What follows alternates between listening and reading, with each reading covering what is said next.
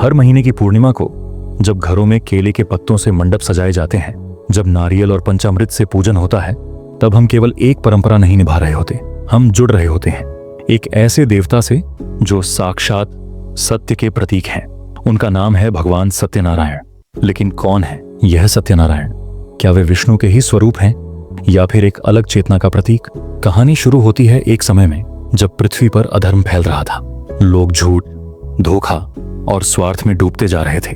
तब विष्णु ने एक ऐसे रूप में अवतार लिया जो केवल सत्य के मार्ग पर चलने वालों की रक्षा करता था।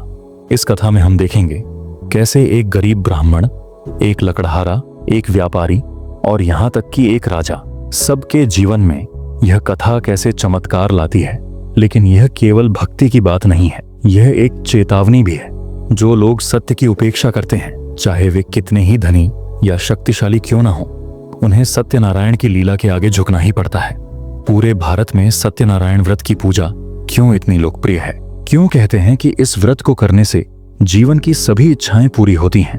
क्या इसके पीछे कोई गहरी आध्यात्मिक तकनीक है? हम देखेंगे कि इस कथा के हर अध्याय में मानव मन की कमजोरियों को उजागर किया गया है और हर पात्र हम आप जैसे सामान्य लोग हैं जो किसी न किसी मोड़ पर सत्य से मुंह मोड़ते हैं और फिर ईश्वर उन्हें सीख देते हैं। क्या यह कथा केवल प्रतीकात्मक है या इसमें छिपे हैं गूढ़ वेदांत के सूत्र?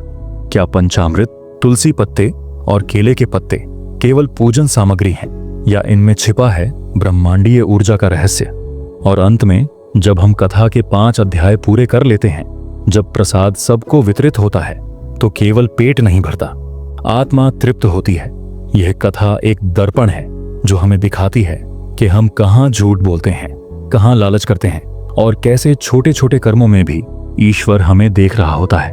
तो आइए इस वीडियो में हम साथ साथ चलें इस रहस्यमय और चमत्कारी कथा के हर अध्याय में। शब्दों से नहीं, भावों से समझें कि क्यों सत्य ही है वह मार्ग जो जीवन में हर बाधा को पार करवा सकता है। क्योंकि जहां सत्य है वहां सत्यनारायण स्वयं विराजमान है।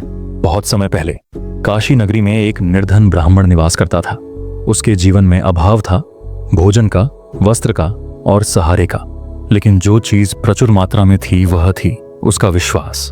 वह प्रतिदिन गंगा जल से स्नान करता, सुबह की लालिमा में सूर्य को अर्घ्य देता और टूटे हुए लकड़ी के मंदिर में बैठकर भगवान विष्णु का नाम जपता। दिन बीतते गए, अभाव बना रहा। लेकिन एक दिन उसकी भक्ति ने ब्रह्मांड को स्पर्श किया। कहा जाता है कि जब मनुष्य की श्रद्धा सीमाओं को पार कर जाती है, तब स्वयं भगवान उसके लिए राह बनाते हैं। उसी दोपहर जब सूरज सिर पर था और धरती तप रही थी, एक साधु आया। उसके हाथ में एक ताड़पत्र था और उस पर लिखा था सत्यनारायण व्रत कथा। ब्राह्मण ने वह ग्रंथ लिया, पढ़ा और उसी शाम केले के पत्तों पर कुछ फल, कुछ फूल, थोड़ा दूध और टूटे मन से सच्ची प्रार्थना के साथ उसने सत्यनारायण भगवान का व्रत किया। व्रत पूर्ण होते ही जैसे किसी अदृश्य हाथ ने उसकी नियति की रेखाएं बदल दी। पहली बार उसके घर अन्न पहुंचा बिना किसी कारण। पहली बार उसके घर में संगीत गूंजा बिना वाद्य के। और पहली बार उसने महसूस किया कि भूख केवल पेट की नहीं, आत्मा की भी होती है और उसे तृप्त करने वाला केवल एक ही है, सत्य। वह दिन उसकी जिंदगी की दिशा बदल गया और उस क्षण एक गूंज उठी, जो सत्य को अपनाता है उसके कंधे पर मैं स्वयं खड़ा हो जाता हूँ। कई युग बीत गए होंगे उस ब्राह्मण की कथा को, लेकिन सत्यनारायण भगवान की लीला वहीं नहीं रुकी। जहां भी कोई भक्ति से भरा हृदय होता है, वहां यह कथा स्वयं प्रकट हो जाती है। कथा अब उस व्यक्ति की है जिसकी आजीविका जंगल में कुल्हाड़ी चलाने से जुड़ी थी। वह एक लकड़हारा था, सीधा, सरल और ईमानदार। उसका जीवन कठिनाइयों से घिरा था, लेकिन उसका मन शुद्ध जल के समान था। हर सुबह सूरज की पहली किरण के साथ वह उठता, कुल्हाड़ी उठाता और जंगल की ओर निकल पड़ता। पेड़ काटता, लकड़ियां नौ बांधता और फिर बाजार में बेचकर जो मिलता उसी से घर का चूल्हा जलता। उस दिन भी वैसा ही था, लेकिन एक मोड़ उस दिन की साधारणता को अलौकिक बना गया। जैसे जैसे वह जंगल के भीतर गया, एक स्थान पर उसने देखा एक विशाल पीपल वृक्ष के नीचे कुछ केले के पत्ते रखे हुए थे। उन पर रखी थी पूजा सामग्री और उनके ठीक मध्य में कोई पवित्र ग्रंथ चमक रहा था। कहते हैं ईश्वर जब किसी को बुलाते हैं तो पहले उसकी श्रद्धा की परीक्षा लेते हैं। लकड़हारे ने उस ग्रंथ को देखा, आंखें बंद की और जैसे उसकी आत्मा ने वह कथा पढ़ ली, उस दिन उसने निर्णय लिया कि पहले वह सत्यनारायण भगवान का व्रत करेगा, फिर ही लकड़ी काटेगा। उसके पास कोई बड़ी चीज नहीं थी। वह जंगल में ही कुछ फूलों और पत्तों को इकट्ठा करता है, थोड़ी सी मिट्टी से एक छोटा सा मंदिर बनाता है और फिर उसी सरलता से पूजा करता है। वह न तो मंत्रों का जानकार था न ही विधि का, पर उसके मन में जो भाव थे वे साक्षात आर्चाओं के समान थे। कहते हैं जहां भाव शुद्ध हो वहां विधि गौण हो जाती है। उस दिन की पूजा के बाद वह लकड़ी काटता है और जैसे ही वह बाजार पहुंचता है अचानक लोगों की भीड़ उसी से लकड़ी मांगने लगती है। उस दिन जितना धन उसे प्राप्त होता है उतना उसने कभी सोचा भी नहीं था। उसी धन से वह अपने घर लौटता है और सबसे पहला कार्य करता है प्रसाद का वितरण। उसके घर के आंगन में प्रसाद बांटा जाता है। वहां कोई भूखा नहीं रहता और तब पहली बार उसके मन में उठती है एक अद्भुत अनुभूति कि उसके जीवन में अब कोई भय नहीं, क्योंकि उसने सत्य को अपनाया है और अब ईश्वर उसके साथ है।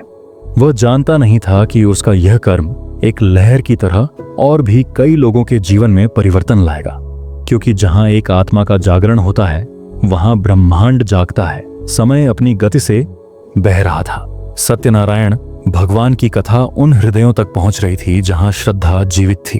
अब यह कथा पहुंचती है एक ऐसे नगर में जहां वैभव, व्यापार और व्यभिचार तीनों अपने चरम पर थे।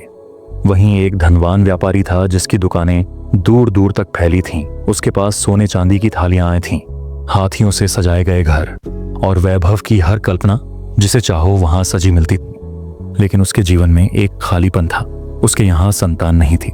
साथ में थी उसकी पत्नी जो भले ही रत्नों से लदी हो, लेकिन आंखें एक ही अभिलाषा लिए हर दिन दीप जलाती, प्रभु एक संतान दे दो। वह दंपति भक्ति करते तो थे, लेकिन जीवन में सत्य का स्थान कहीं गुम हो चुका था।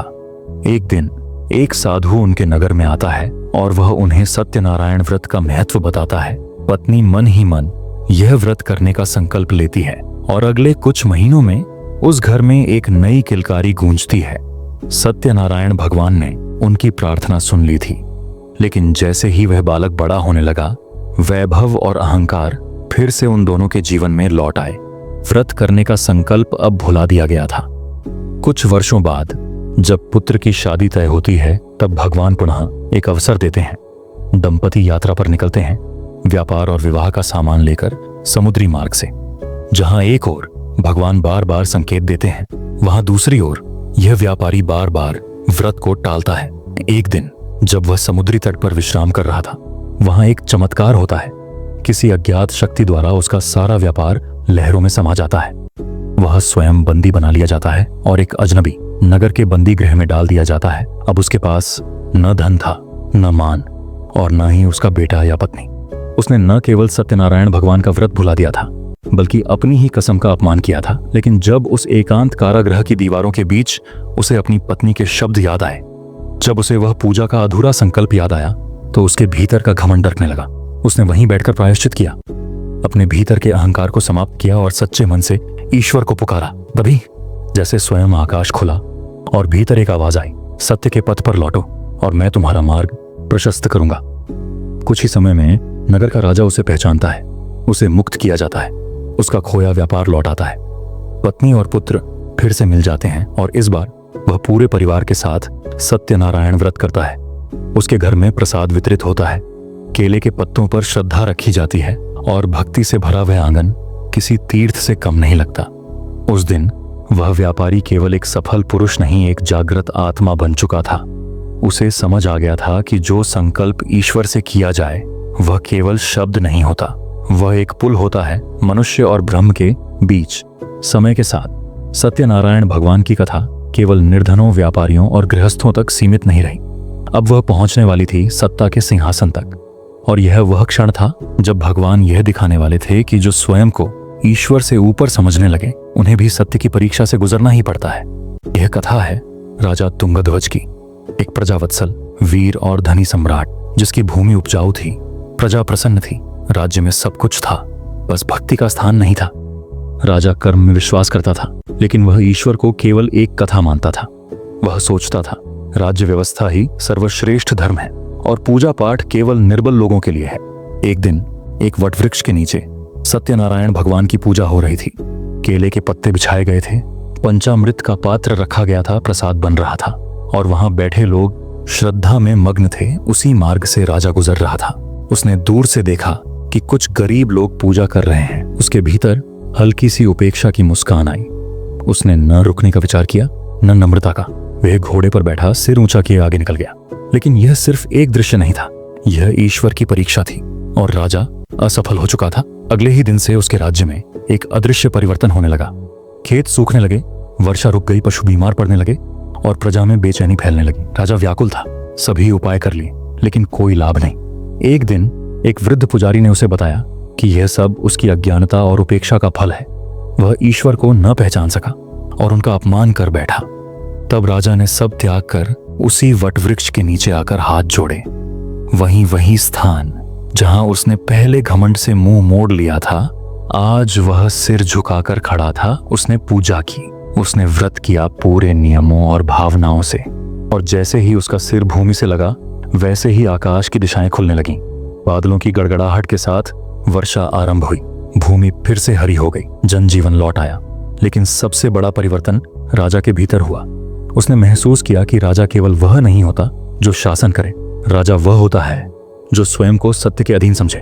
उस दिन से तुंगध्वज ने सत्यनारायण भगवान को अपने जीवन का हिस्सा बना लिया। हर पूर्णिमा को वह स्वयं केले के पत्ते बिछाता, स्वयं प्रसाद बनवाता और प्रजा के साथ बैठकर कथा सुनता। और तब वह केवल एक राजा नहीं रहा, वह बन गया एक ज्ञानी सेवक। अब हम पहुंचते हैं सत्यनारायण भगवान की कथा के अंतिम अध्याय पर, जहां कहानी रूप लेती है पूर्ण आस्था, परीक्षा और अंततः ईश्वरीय कृपा के चरम अनुभव का। यह अंतिम अध्याय है एक नाविक की कथा, जो इस बात का प्रमाण है कि जब मनुष्य सत्य से बंधा होता है तो संसार की कोई भी ताकत उसे डिगा नहीं सकती। लेकिन एक क्षण की भूले भी भारी पड़ सकती है। समुद्र शांत था, नीले आकाश के नीचे लहरों के बीच एक नौका बह रही थी। उस नौका पर था एक साधारण नाविक। वह न तो कोई राजा था न ही व्यापारी, लेकिन उसके भीतर थी एक अमूल्य चीज, शुद्ध श्रद्धा। वह वर्षों से भगवान सत्यनारायण का व्रत करता था। प्रत्येक यात्रा से पहले वह भगवान को प्रणाम करता, एक नारियल अर्पित करता और तभी अपनी नाव खोलता। हर बार उसका व्यापार सफल होता, हर बार वह धन और प्रतिष्ठा के साथ लौटता। लेकिन उस दिन जब उसका भाग्य चमक रहा था और उसकी नाव मूल्यवान वस्तुओं से भरी थी, वह उत्साह में बह गया। किनारे पर पहुंचते ही लोगों ने उसकी नाव देखी, पूछा कहां से आए, किसकी कृपा है। नाविक क्षण भर के लिए रुकता है, लेकिन वह भूल जाता है जिसके कारण यह यात्रा सफल हुई थी, उसका नाम। वह कहता है, यह तो मेरी मेहनत है, मेरी सूझबूझ का फल है। वो एक पल जब श्रद्धा पीछे रह जाती है और अहंकार मुखर हो जाता है, वही पल उसकी अगली परीक्षा बन जाता है। अगले ही क्षण उसकी आंखों के सामने एक भ्रम उत्पन्न होता है। उसकी आंखों में धुंध छा जाती है। नाव जो अभी अभी तट पर लगी थी, उसे फिर से लहरों में डूबती दिखाई देती है। लोग हंसते हैं, कोई उसे झूठा कहता है, कोई मूर्ख। उसका धन, उसका मान सब हवा हो जाते हैं। अकेले बैठे वह आत्म मंथन करता है। उसे याद आता है कि वह भगवान का नाम लेना भूल गया। उसने प्रसाद नहीं बांटा, उसने व्रत पूर्ण नहीं किया। वह दौड़कर घर लौटता है, फिर से केले के पत्ते बिछाता है, प्रसाद बनाता है, श्रद्धा से पूजा करता है और सबसे पहले वही प्रसाद जिसे उसने पहले रोका था सबको बांट देता है। और फिर जैसे आकाश खुलता है, जैसे दृश्य बदलते हैं, उसे दिखाई देती है उसकी नाव तट पर, उसी स्थान पर जैसे कुछ हुआ ही ना हो। लोग चकित होते हैं, वह स्वयं रो उठता है। वह जान जाता है कि सत्य की राह पर चलना कठिन नहीं, लेकिन उस पर टिके रहना तपस्या है। वह अब न केवल एक नाविक था, वह एक जागृत आत्मा बन चुका था, जो जान चुका था कि कर्म तभी पूर्ण होता है जब कृतज्ञता उसके साथ जुड़ी हो। सत्यनारायण भगवान की यह कथा केवल एक व्रत, एक परंपरा या पूजा विधि नहीं है, यह जीवन का दर्शन है। हर पात्र, ब्राह्मण, लकड़हारा, व्यापारी, राजा और नाविक हमारी आत्मा के ही रूप हैं। कभी हम श्रद्धा में होते हैं, कभी भ्रम में, कभी शक्ति में डूबे हुए और कभी कृतज्ञता को भूल जाते हैं। लेकिन सत्य हमेशा देख रहा होता है और जब हम उसके सामने सिर झुकाते हैं तो वह हमें थाम लेता है, चाहे हम कितनी भी गहराई में क्यों न गिर चुके हों। इसलिए हर पूर्णिमा को जब आप सत्यनारायण व्रत की कथा सुने तो उसे केवल कहानी न माने, उसे अपने भीतर की यात्रा का मानचित्र समझें। क्योंकि जहां श्रद्धा है वहां सत्य है, और जहां सत्य है वहां भगवान सत्यनारायण स्वयं विराजमान है।